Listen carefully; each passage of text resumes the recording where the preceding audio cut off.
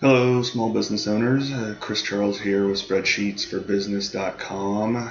Back again after a little bit of some time off from making videos. Anyhow, going to take things in a little different direction this time. Talk about something a little more tangible, specific, and that's creating price rules and price levels, which they're also known as in QuickBooks Online. So, price rules and price levels, like I said, they're synonymous, are a way to kind of automate, streamline how to apply discounts when you're creating invoices and sales transactions. So, for instance, if you're having a sale, if you've got a coupon that you're offering, eliminates the potential for problems by calculating the discount manually when you're entering invoices or sales receipts or any other type of sales transaction. So the first thing you got to do to use price levels in QuickBooks Online is to go turn them on. Okay, and I've already got them turned on here, but let me show you where I did that. It's in you click on the gear in the upper right hand menu and accounts and settings, okay, and hopefully you don't have Cox internet so you don't have to wait so long for it to load. But once it finally does, you'll go to sales, and you see down here under products and services you've got turn on price rules. Okay, you click on that and make sure it's checked. Okay, you click save, done, and there you go. Now creating price rules will be an option when you're in the products and services screen.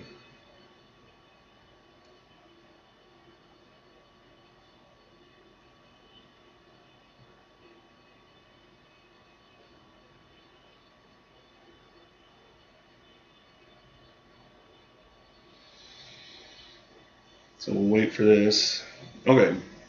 So like I said, price rules are in the, you can go to sales and products and services or jump directly there by clicking the gear icon and clicking on products and services. Okay, so it's under more where you'll find price rules. Again, this won't be here if you haven't turned them on in the accounts and settings menu. So we go to price rules, and I've got price rule already set up here for default sales rate. Why I set that up, you'll see here in a second. But okay, so you'll notice the name of my business here is Chris's Auto and Bookkeeping. Okay, it's a peculiar kind of business where I do auto repair and bookkeeping. Okay, so the reason I did that is because my two examples revolve around a discount for an oil change and a referral discount for bookkeeping services. So that's what accounts for that strange business name, business type. Okay, so you come in here and you create from products and services price rules. You can create a new price rule. Okay, and we'll do first we're going to say that it's a Groupon.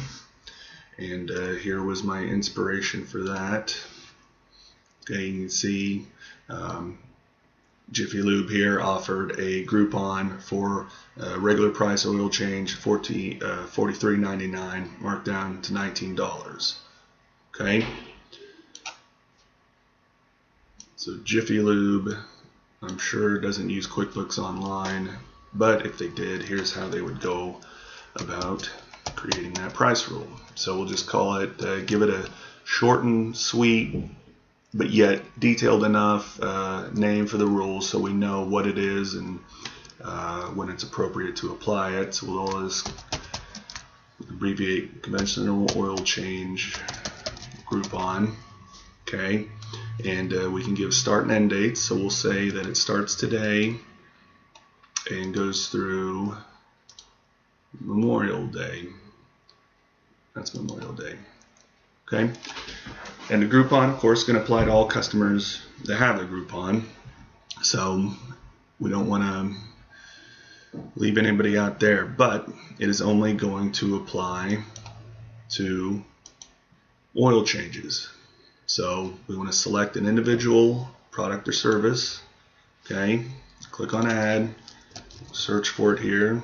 There it is, conventional oil change, and you see there's its regular price, like I said. In this case, actually, we want to enter a custom price per item.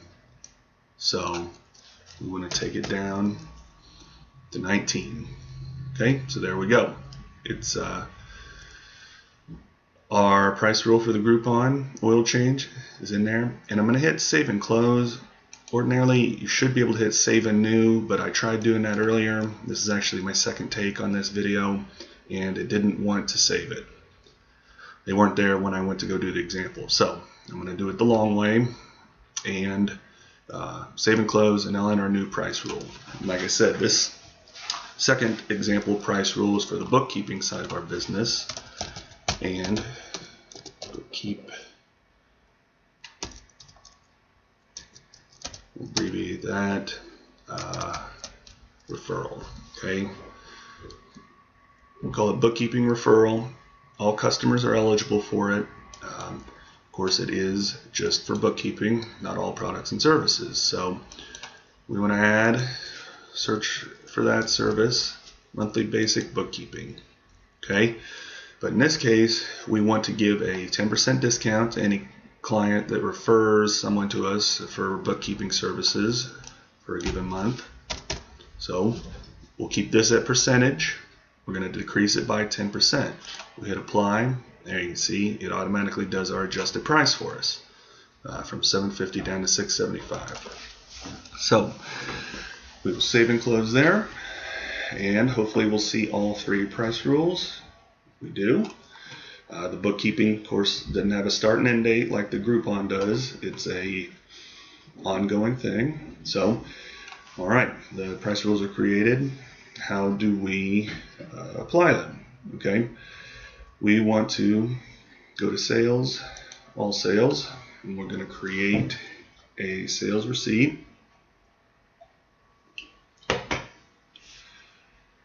under new transactions, and we're going to pretend here that we have one very good client who is a customer of ours for both the auto repair and the bookkeeping sides of the business. And he recently got his oil changed with us using his Groupon, and also was kind enough to refer somebody else for our bookkeeping services, so we're going to give him a 10% discount for that. And we'll refer, we use old Diego Rodriguez there. He's our #1 customer. Okay, so we come down here to product and services. First we'll enter his oil change, conventional oil change. Now, the reason I entered that other price rule that was default sales rate is because of this. If I just entered the Groupon price rule, it would default in that $19. It would default in this rate. I don't want to default that in, okay? Because not everybody's going to use a Groupon. If somebody doesn't want to use a Groupon, I want to charge them $43.99 for their oil change. So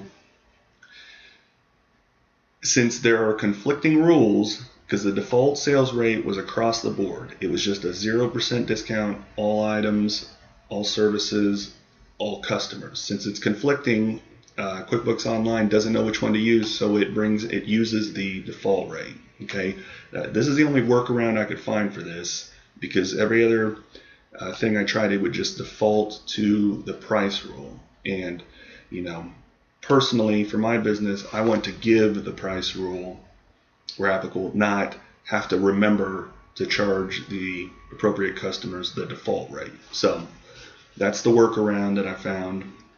But in this case, #1 customer here, Diego Rodriguez, is using his Groupon. So we're going to charge him $19 for the oil change. And we're going to charge him his basic bookkeeping. Obviously, this would typically be something you would enter as an invoice, not sales receipt, but for the purposes of the transaction, you get it and see it did the same thing here. Since there are conflicting rules, this rule here, there's 0% discount. It didn't know what to do, so it went to the default rate, but we can say, okay, yes, Diego is our #1 customer, so we are giving him the 10% discount. So there you go. That's how you enter it. Let me circle back around. Like I said, it's my second take on the video, so it did have that default rate created, but let me show you what that was. We would